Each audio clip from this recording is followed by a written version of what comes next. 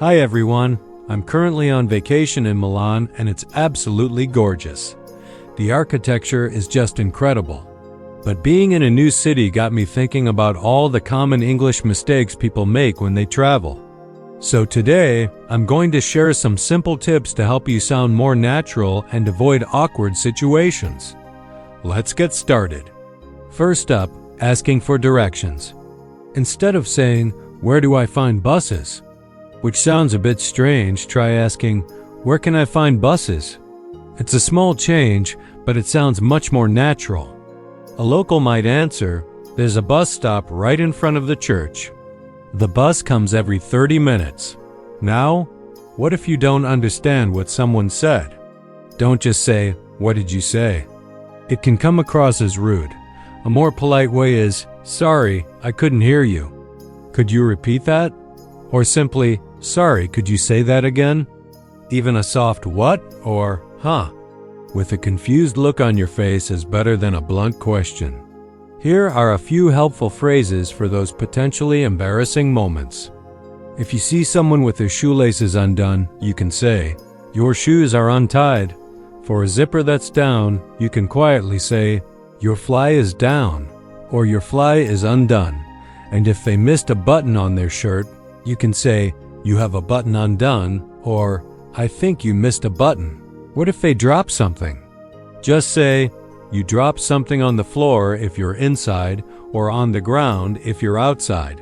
Let's talk about directions. When asking about a general direction like north or south, use the word way. For example, "Which way is downtown?" But if you're looking at a map, you'd use side, like "Downtown is on the north side of the city." Here's a tricky one. Don't use "to with downtown." Instead of "Is there a train to downtown?"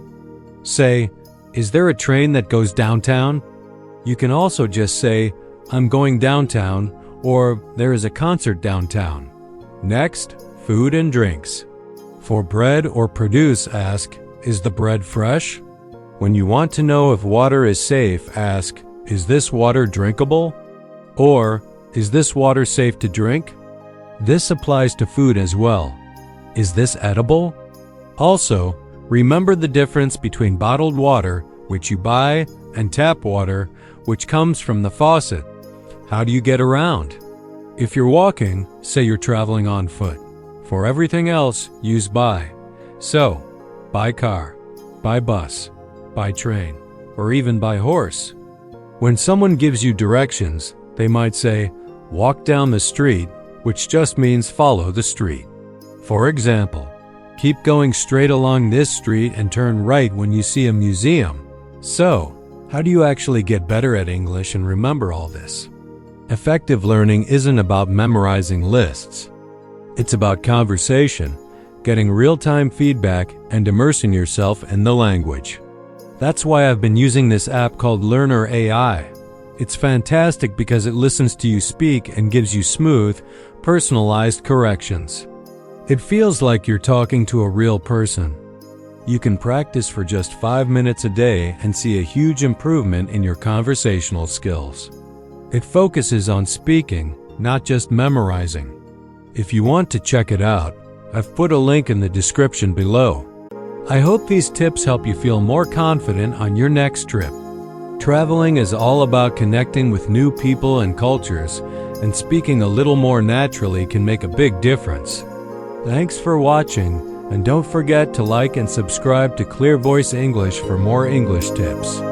Bye for now.